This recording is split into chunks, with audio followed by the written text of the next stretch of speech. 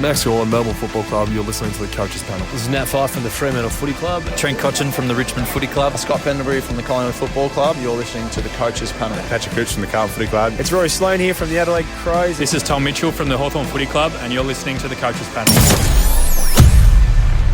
Number 29 in the 2021 50 Most Relevant today is who we're talking about, and it's Tim Taranto. Hello, it is MJ from the Coaches Panel. Another bumper episode of the 50 Most Relevant. Joining me for this episode, fellow panelist Kane. Hello, mate. How you doing? Very well, MJ. You alluded to it yesterday. You said another Giant. Do you think people were thinking it would be Tim Taranto at 29, or do you think they thought he was maybe a week or two away? Well, I think it depends what format you choose to play. That's very true. Super coaches, you might be thinking, what the heck are you talking about this lad for? While Dream Team and AFL fantasy coaches are going, bro, you're a week or two early. What are you doing? And there are reasons for such a divide across the fantasy community on their takes on Tim Taranto. Still just the 22 years old. What an incredible player he's been already. The midfielder had a pretty frustrating season for a variety of reasons last year. The positive for us is he is priced much cheaper than he's been for a long, long time. Last year, his best score came against the Essendon Football Club in AFL Fantasy and Dream Team. It was a 109, not an adjusted score, so there's some nice ceiling about him, even through 3 quarters of football, while it was a 126 in SuperCoach against the Gold Coast Suns. The year prior, in 2019, that's where we're seeing some of his career high scores. It was a 156 against North Melbourne in AFL Fantasy and Dream Team, a tasty 144 in SuperCoach against Carlton. Even though it was a down year, they're actually not stinky averages like maybe there is that perception amongst the fantasy community. The 75 in AFL Fantasy and Dream Team, if you want to know what that is adjusted, that's the adjusted average of a 94, while in SuperCoach, it's an 84.4. In that format, he is priced quite nicely for us. If you think he can just pop that average back towards 2019 and above, it's a 453,700 is what you're going to be paying for, while he's just over 715,000 in AFL Fantasy and just under 700K in Dream Team. And after a career season in 2019, Kane, there was a lot of love that Timmy Taranto could take it to the next level and become an uber premium in Dream Team and Fantasy, crack that 110 average in SuperCoach. But unfortunately, the only thing that went crack in the preseason was his shoulder against the Sydney Swans, and it could have ruled him out for the whole season had it not been for the COVID break. Yeah, again, he had a phenomenal 2019 season. It was the classic breakout. He was even one of the few guys in that, grand final pummeling against Richmond that stood up. So there was a lot of people thinking, this guy ticks all the boxes. Like if we just look at that 2019 season, the way he did it, going at 28 disposals, 5 marks, 6 tackles, and a goal every second game, you throw in the kick to handball ratios, really nice. It's about 1.5 kicks to handballs. And on the flip side, that sort of does hurt his SuperCoach because a lot of those kicks are, under extreme pressure and they often are turnovers. But, he's a bull. That's his job, is to get the ball forward, get it moving. And as a result, he doesn't get any attention, especially when you've got a Josh Kelly, Stephen Keelio when he's up and about, Toby Green in the forward line, Lockie Whitfield, Zach Williams in the past. So people thought this is just a guy that's just going to get the ball. He tackles, he can get it on the inside outs. Like it's just the beautiful DT even type of game. And as you mentioned, he just never really got off the ground because that shoulder injury, restricted him, albeit to 11 games, which at one point in any other season might have been barely any. Yeah. The thing that, let's just do SuperCoach first, MJ, because I think the whole conversation is going to be easier when we rule out that format. All right. I don't think he is relevant in a sense that I don't see him scaling the heights of these elite midfielders. There is definitely 110 elite. Is that what you're saying? Yeah, I'm saying that. Yeah, because in that 2019 season, look, he did increase his average in SuperCoach up 14 points up to that 102. Finished inside the top 25 for total points that year. Did manage a couple of 130 plus scores. I think 4 130 plus scores across that year. 13 tons. Is solid. Good final series, that 143 on grand final day, 124, 109. So it's certainly he's got potential to be there, but probably what hurts him in contrast to his dream team and fantasy numbers is because he's a first touch player, because he's winning the ball at the coalface. Efficiency is not normally the name of the game with Tim Taranto, is it? It's win it, farm it out, get it out to those outside guys in and under the hot contest. Yeah, well, there's usually a few things, MJ, with those contested other players. Contested and SuperCoach, usually you think gravy. You'd actually think they're going to be better at SuperCoach than DT. You can't be, though, with a kick-to-handball ratio that Tim Taranto has. Yeah. Like, when you're a Lockie Neal, and again, even he's actually evened it out last year, which was part of the reason he had such a big jump. But True. If you're in tight and you're giving off the hands to that first received player, a lot easier of a skill execution, a lot easier for it to, at the very worst, just be ineffective. Yeah. If you want to be a kick player like Tim Taranto is in a contest, Yeah. it is like Brad Crouch. It is, I'm just going to get it forward. I'm going to hack it forward. Yeah. And again, you get a lot of clangers, you get a lot of, and again, it's not the clanger in terms of a skill kick. It's just you've hacked it forward and it's been intercepted by the opposition. Totally. Like that's just the way he plays. It's bullocking. Again, it's not the Bontempelli out of a stoppage, someone lace out, score involvement. And as a result, especially when the game's a little bit gone, he doesn't get benefited for that. He doesn't get isn't there. Exactly. The players that last year, you look at his SuperCoach score again. We'll talk about Dream Team and Fantasy, both 2020 and 2019. Look, that average of 84, 3 tons. And there's some decent numbers in there. There's that 126 that I mentioned against Gold Coast, 111 the round before against Richmond. A few weeks later, about a month later, it was a 107 against Fremantle. But what hurts him is that scoring variation because there's multiple games sub 70 just last year. In fact, 4 of them are sub 70. Now, I've got some questions about the way he was used in that game in terms of the amount of midfield time he's got, but that's what's hurting him, isn't it? Is his good games, he's not 150s in SuperCoach. His bad games, because of that efficiency and the way he uses the ball, they are really, really quite marked down. Yeah, and again, MJ, because he's so contested, it's not clean, flowing, a lot of score involvement. Like it's a really important job what he does. Like bullocking the ball out is a really important job. Yeah. But in SuperCoach, especially when weightings come around, ball use and what it results in hurts him. It's just his game. Again, we love it in DT because he gets so much of the footy and he gets it forward. But again, look at last year, MJ. His kicking efficiency is 43%. Yeah. Like it's in the below average in the competition. His overall disposal efficiency, 59%. Like he doesn't get into set possessions. Again, it's one of those things that if you want to kick out of a stoppage like that, it is really, really hard. And that's why, again, and the flip side of that is because he's kicking, he's getting more DT points.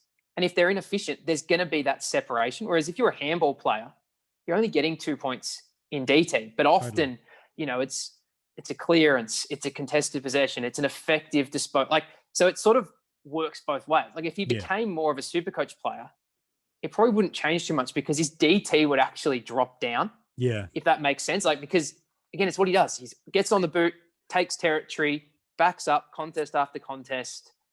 He's that type of guy. So for me, SuperCoach, I don't see him scaling those heights because to be a 110 guy, I feel he has to be a 120 DT guy, and I don't see that happening. Do you have a totally different opinion, MJ? Do you think he can scale the heights of a top 10? I'll even go to top 15. If he can get 105, I can probably see him getting 105. I don't think he can get 110, and I think I don't think he can go 110 in SuperCoach. I think a 105 is possible. I think that really is that enough really at 20 points upside? Yeah, look, and there's growth in him as just as naturally as a footballer. Like he's just the 22 years old. So that part of his game can improve. And as we saw last year with Lockie Neal, he made some amendments to his game to get there. But to tell that story as the core reason you pick him in SuperCoach, again, we've barely talked about Dream Team and Fantasy. We'll get to that in a second.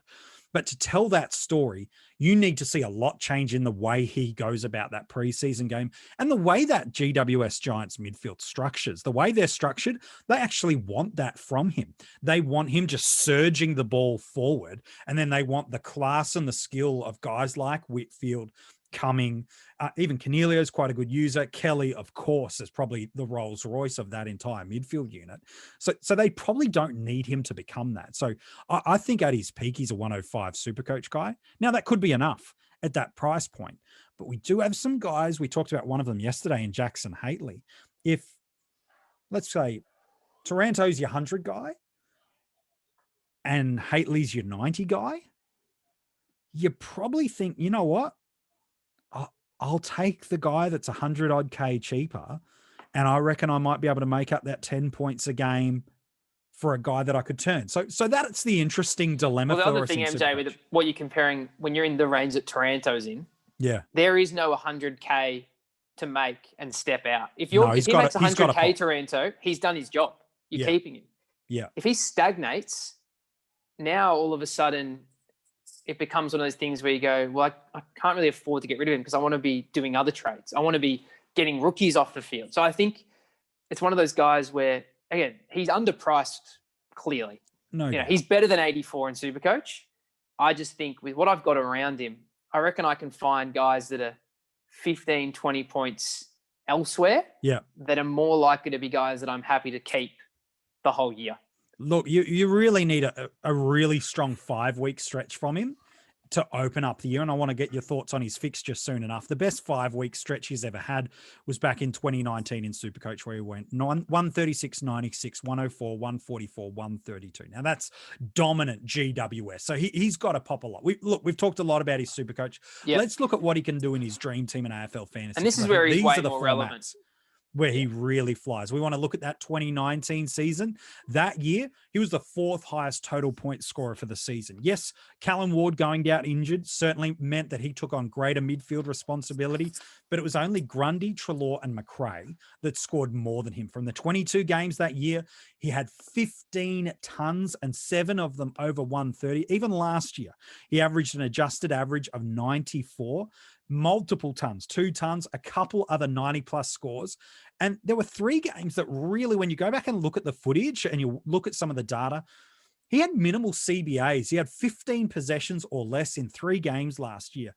That's very un-Taranto-like. There was even talk amongst the fantasy community that he might pick up DPP and AFL Fantasy heading towards their last allocation of DPPs. And so there was a potential there that he wasn't clearly playing through the midfield.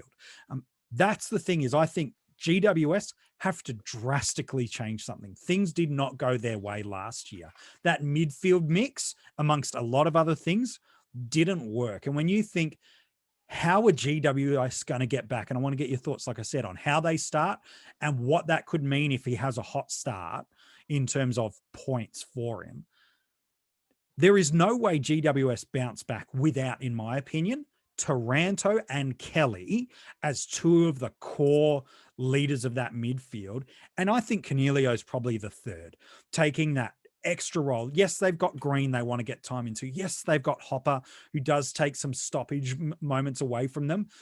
But if GWS are going to return back to finals, it's got to be off the back of those 3 players taking a lot of midfield role and rotation. And if that happens, which I believe it will, I think GWS bounce back in 2021. We should see an upward trajectory of score for Taranto, which means in Dream Team and Fantasy, there's some value for us, because if Kane, he starts well and the Giants start well, man, this guy, he could be that flyer that gets us off to a great start. Well, MJ, he was the best and fairest player at the Giants in the year they made the grand final. Yeah. In 2019. So let's not forget that. Like, one, it was his 3rd season. Yeah. You mentioned all the guys that he was competing against for that prestigious honor, and he took it out. Yeah. He was that good. And again, you don't have to worry about efficiency in DT. Nope. And he's a guy that gets the ball, tackles, marks, and can go forward and kick goals. So this is why I wanted to separate it, because he's so relevant in these formats. Like in AF, he's priced at 94. Yeah. He just goes up 10 you're happy with a 105, you 104 are. as your M8. And you've alluded to the start. I looked at his scores in wins and losses, and when he plays, and is it vice versa? We spoke about this with Bontempelli. Yeah. Is Taranto playing well the reason the Giants win, or when the Giants win, Taranto gets on the end of the ball? Like, Sure. doesn't really matter to us as fantasy coaches. But if we just go to 2019, Sure. 13 wins in the home and away season for the Giants. Taranto went at 120. Cool. 9 losses, 101. So it's a plus 19. If we convert his, DT by the 1.25 we've all been doing to stay on the same page as best we can, in 2020, 5 wins, he went at 108.5. 6 losses, 82. Wow. So if you think about it, 26 points differential. Again, you look at the fixture MJ to start the season. They've got Saints at home, Dockers away, Demons at home, Pies away, Swans away, Dogs at home, Crows away, Bombers at home. If the Giants won all 8 of those games, would you really be shocked at the name? Again, Saints are obviously finals. I think a lot of people have the Dockers on the rise. Melbourne, clearly wants to be in the mix. Pies are always around the mix. You know, Sydney's got some, they're all probably, again, at this point of the season, you could paint a picture they go either way. All of these teams have good players, but at the same time, so do the Giants. And I think you're going to find out pretty quick, and there's going to be a lot of pressure on Leon Cameron and a lot of the key players at the club if they start poorly. So I think of the first 8, I'd be confident that the Giants can win minimum 5, if not 6. And if we see Tim Taranto's got about a 20 to 25 point DT differential in wins, that's a type of guy that not only, is a keeper for the year, but could genuinely start the season in the first 8 weeks as, back to the mantle of being a top 5 midfielder. And there's captaincy ceiling there as well. So while it's hard at this point to say they can win this game, they can win that game, again, if you have any faith in the Giants bouncing back as a team, if you think that 2020 was just an aberration and everything went against them. Because if you look at the previous years, they're almost the first team you put alongside Richmond to make the finals. If you're saying this team will be in the 8 and you did a confidence meter, outside of 2020, it was the Tigers and the Giants that you thought would be in that mix. So again, I think they're all winnable games, very winnable games, especially with them, prior to last year being super dominant at home, which obviously was stripped away from most teams outside of the Queensland teams for much of last year. So I think there's a lot of things ticking the boxes for Taranto. He's underpriced, shown that he's a genuine top 8 mid, even inside of that, if everything goes his way. There's no tag. And I agree. He's underpriced not only in the fact that he had shoulder reconstruction and still played, but he actually didn't have his normal role. And was that as a result of the shoulder reconstruction? There was a host of different reasons. But what does help him is it didn't work having him out of that midfield. And again, was Leon Cameron handcuffed by the fact that Taranto wasn't 100% physically fit? up to it? Maybe. But I agree. They can't go with what they went last year because, frankly, it just didn't work. No, it didn't work, and that's going to be the key thing. Watch what that midfield mix and rotation looks like throughout the preseason. Look for what we hear the noise coming out of GWS. What are the amount of those inside types that are playing through there? How much of Hopper, Green, and Ward are also getting those midfield opportunities? Taranto, look, he can win it on the outside as well, but where do they really want him? They want him at the bottom of the packs, at stoppages, at clearances, surging that ball forward. And I think that's exactly where he's going to be. I've got him locked in AFL Fantasy. I think in that format, we need value in all formats this year, but in AFL Fantasy, value is the name of the game. And you've got a guy who's got potentially 15 points, maybe up to 20 points per game of value built into him. So I think if he gets anything like I forecast his midfield role, he's a lock for me. Dream Team, I'm trying to find a way to structure him in, but I really want to look a way of getting him in. I think I will. And look, SuperCoach, we've talked about it. If someone said I want to start him, look, I probably wouldn't try to talk him out of it because I understand why they'd go there, but I just don't think he's going to be the guy that can surge past the 105s. And I think I'd get a little bit more money. Let's put it this way in contrast. He's $70K more expensive than Patrick Cripps. I know if that's the dilemma, I'm choosing the proven 118 guy. and saving the cash, even though he's the number one target. So that's what I'd do with that. But where he goes in drafts,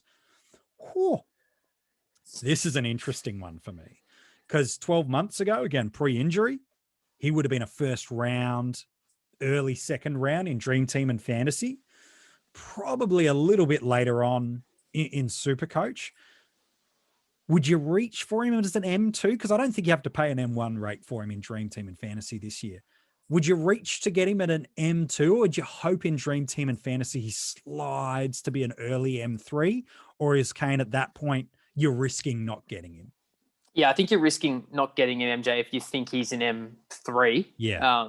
Again, he's probably only an M3 if you're using Average. Honestly, yeah, if you're using your first 3 picks to be mids. Yeah. Like that's the only way. Like in terms of ranking them, I have him in that second round range. So that's, that puts him between 11 and 20. So really, typically especially with how deep the other lines are this year, and we keep speaking about this, but it is that important. I feel like midfield is a line where people go, I sort of like all these guys about the same. So for me, he feels like a guy that's probably 4th round. Yeah. Now, how that structures up in terms of your position, again, it's probably more dependent on what else is coming through. I think there's, again, a tier of probably 6 forwards off the top of my head. I think there's a clear 3 backs. Yeah. There's obviously the 2 key rucks, and I think the third ruck in Riley O'Brien's a guy that you'd be considering around this round also. So, to be honest, you're probably just looking at what's happening in your draft, because I think he's that type of guy. If there's a massive run on all the other lines and midfield's not really going, well, I'd probably like to just cash in on another forward back or potentially a ruck if it's one of the ones I really like, and just going, I can throw a blanket over these 15 guys, because the range for me is, it probably is about 110. I think that's your best case scenario for Taranto. I just think that 2019 was such a good year. Like it was such a good year that it's a big ask to get back to that. Like not many guys go 110 MJ. So I think 110's about your best. I think 100 is about your worst. I agree. So when you put it in that sort of pack, and you go through the list with the midfielders, like, he's going head to head with the Bontempelli. He's going head to head with the Sam Walsh in this realm. Patrick Cripps in some people's minds will be fitting that category. Yeah.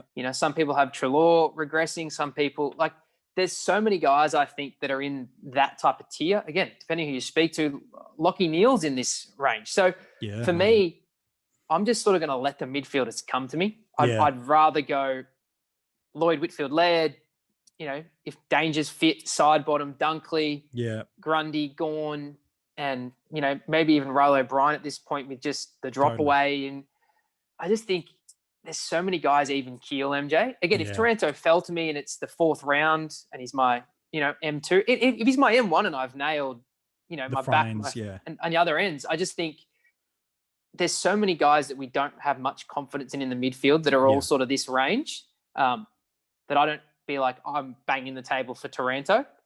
So for me, I'm probably a guy I'm looking at in, the 4th round at earliest for mine. Yeah, I think so. And look, in SuperCoach, I don't have him ranked inside my top 30 mids in SuperCoach. So look, maybe he's your M3 in that format. If, like you said, you've gone heavier in the other lines, that's okay. But M4 is probably where I'd feel most comfortable with him, or M3 if I've gone really heavy in the forwards, or the defensive line, or locked away one of those top tier rucks, then I'd feel a little bit more confident with him at M3. But you're probably, because I do see him as at best a 105 guy, even just based off last year's hundreds, there's like 36, 37 guys that averaged 100 that are midfield eligible. I know some have got DPP allocated to it, but I just don't see, even a great year from Taranto in SuperCoach, him quite comfortably cracking that 100 average to really make me confident to pick him as an M3 ahead of others. So look, M3 at the earliest in that format, M4 is probably the most comfortable, but at that point in the draft, I'm probably going to have someone jump ahead of him, based on maybe some preseason hype. So that's where I'm thinking about him, Kane in SuperCoach. Appreciate your thoughts today, mate, as we've talked about Timmy Taranto. No problem. Look, he's one of my favorite players because in keeper leagues, I'll tell you this much. In keeper leagues, I'm a big rap on Timmy Taranto He's 22 and he's had a 110 plus year and an injury impacted year. Our Patreons know this, but the general public don't. Last year, I told our Patreons I rated Tim Taranto as my number one target in a brand new keeper league. Ahead of Grundy, ahead of Mitchell, ahead of McRae. That's where I rated him last year. Now, that was last year. Would I still pick him there? Maybe not. But I think he's one of the best keeper league prospects for you to go out and get. So don't hear doubt that this guy's going to be an absolute superstar. I think he's going to be one of the best fantasy players for a real long time, especially in Dream Team and fantasy. And if I'm in a keeper league with you and you own Tim Taranto, I'll be sending you a direct message at some point in the next couple of days. Hey, Kane, appreciate your thoughts today on him. No worries, MJ. Enjoyed it. If you want to go and check out the article, there's plenty of stuff in there that we haven't talked about through this episode. It is online now for you, coachespanel.tv. All the other players revealed so far, they have been listed for you to check out, and it is the place to go to join that Patreon group that I told you about, where there is exclusive content like that Keeper Leagues, a bunch of other articles, hidden group access, exclusive live chats, and a bunch of other stuff, as well as getting these podcast episodes a little bit earlier than everybody else. Your links for that's at coachespanel.tv. Well, we're into the 20s of the 50 most relevant, almost halfway. Who's at 28? Tell you about them tomorrow. Give it all, now give it truth, give it up.